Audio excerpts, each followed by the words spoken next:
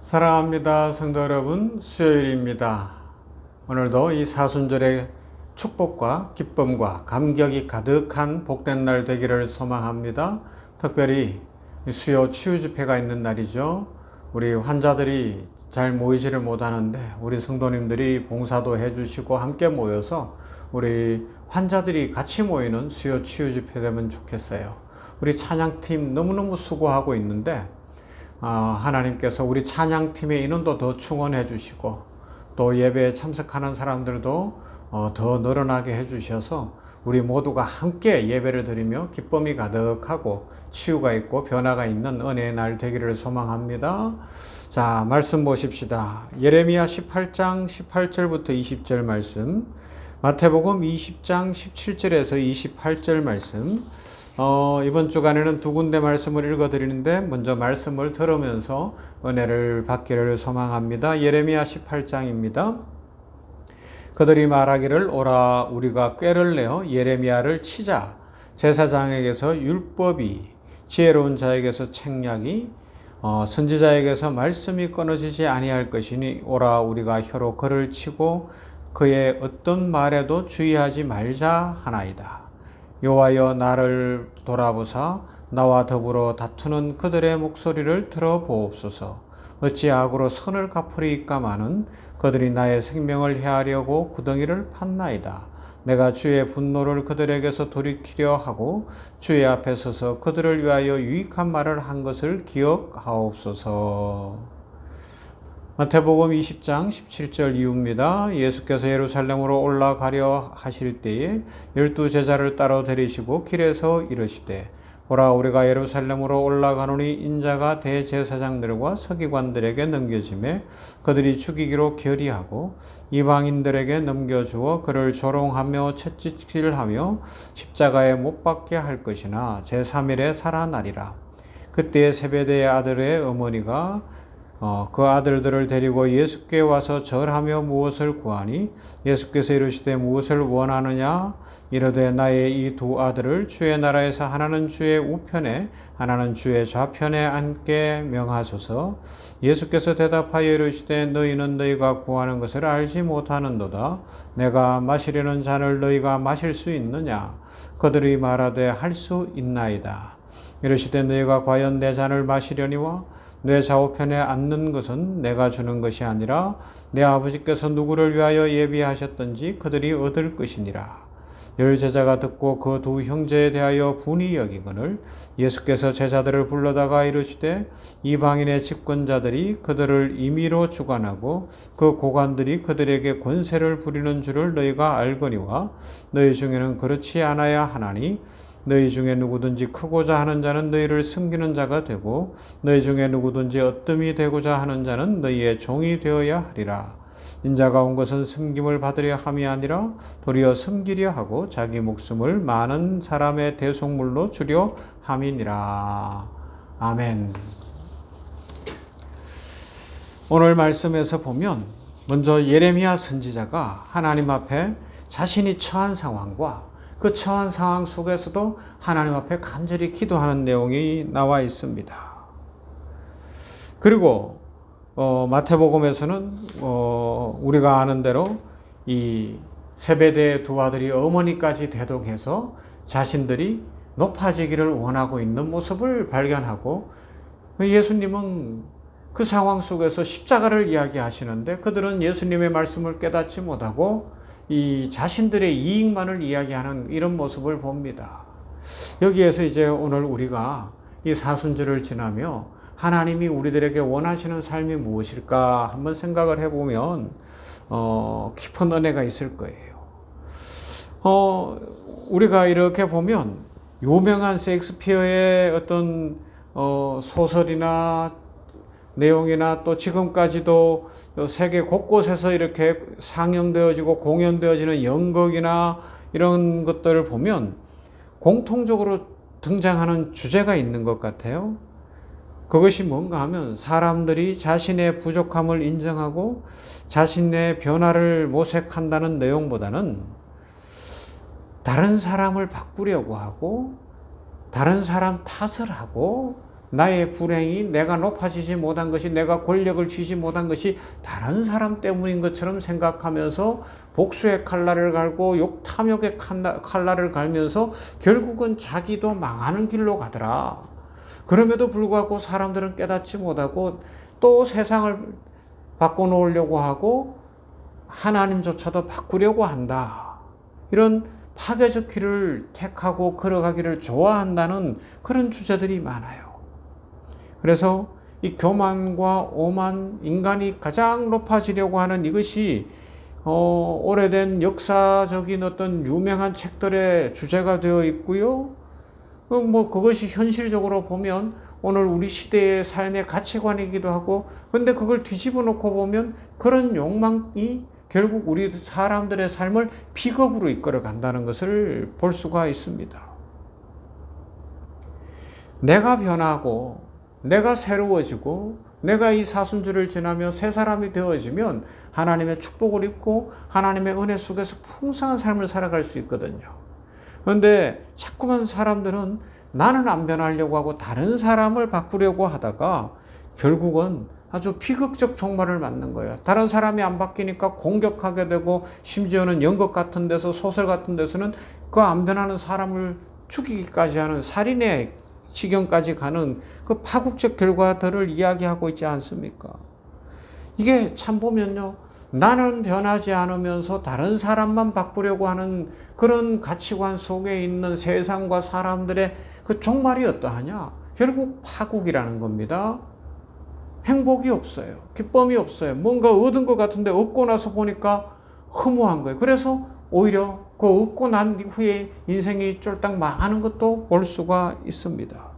이것을 심리학자인 칼 융은 이런 이야기를 했어요. 인간의 성향이 스스로 감당해야 할 정당한 고통을 피하기 위해서 다른 사람에게 커다란 고통을 주고 결국에는 자신도 더 큰 고통을 받게 되는 것이 인생의 모습 아니냐, 이런 이야기를 하고 있어요.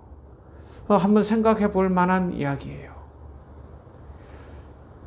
예레미야서를 읽었는데 예레미야가 눈물의 선지자로서 하나님 앞에서 눈물을 흘리며 이스라엘 백성들이 돌아와야 한다고 외치고 있습니다. 그런데 고관 대작들은 어떻게 하는 거예요? 그의 생명을 노리는 거예요. 그를 해치려고 하는 거예요. 그의 소리가 듣기 싫은 거예요. 자기들의 길을 방해하는 것처럼 느껴지고 자기들의 삶에 오히려 방해 요소가 된다고 생각하고 있었던 것이죠. 그러나 예레미야가 어떡합니까? 그럼에도 불구하고 어찌 악으로 선을 갚으리까마는 그들이 나의 생명을 헤아리고 구덩이를 팠나이다. 내가 주의 분노를 그들에게서 돌이키려 하고 주의 앞에 서서 그들을 위하여 유익한 말을 한 것을 기억해 달라고 그렇게 노래하고 있어요.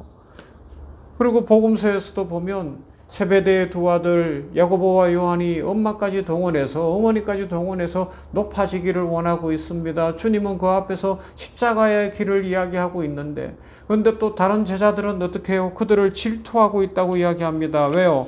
자신들도 같은 마음이었다는 것이죠. 같은 마음이었다는 것이죠. 이것을 통하여서 우리는 내가 높아지기보다 주님의 마음을 품고 다른 사람을 낮추고 다른 사람보다 내가 더 우위에 감으로 나의 행복을 추구하는 것이 아니라 다른 사람을 사랑하고 다른 사람들을 위하여 베풀고 다른 사람을 용서함으로 진정한 평화가 이루어지고 하나님의 축복이 넘치는 그런 복된 삶을 살아가라고 오늘 말씀을 통하여 우리들에게 들려주십니다. 그러하기 때문에 이 사순절 기간에는 우리가 이런 성품으로 바뀌는 거예요. 단순히 성품이 바뀌라 그러니까 막 갑자기 자기를 떠도 고쳐 이게 아니라 우리의 원래 타고난 성품, 성격이 얼마나 바뀌겠습니까? 그러면요, 하나님의 은혜를 아니까 사랑하게 되는 거예요. 손을 펴게 되는 거고 용서하는 삶으로 나아가게 되고, 그러다가도 또 옛날 성격이 나와서 실수도 하겠지만 그래도 또 회개하면서 또 한 발자국 더 한 발자국 더 주님께 더 가까이 가는 그런 삶을 살아가자는 것이죠. 이런 변화의 삶을 통하여 하나님이 영광 받으실 것이고, 이런 변화의 삶이 있을 때 하나님의 축복과 은혜가 넘칠 줄 믿습니다. 이 사순절의 축복을 사순절의 변화를, 사순절의 기적을 경험하는, 어떤 기적이요? 바로 내가 변하는 기적을 경험하는 은혜와 복이 있기를 주님의 이름으로 축원합니다.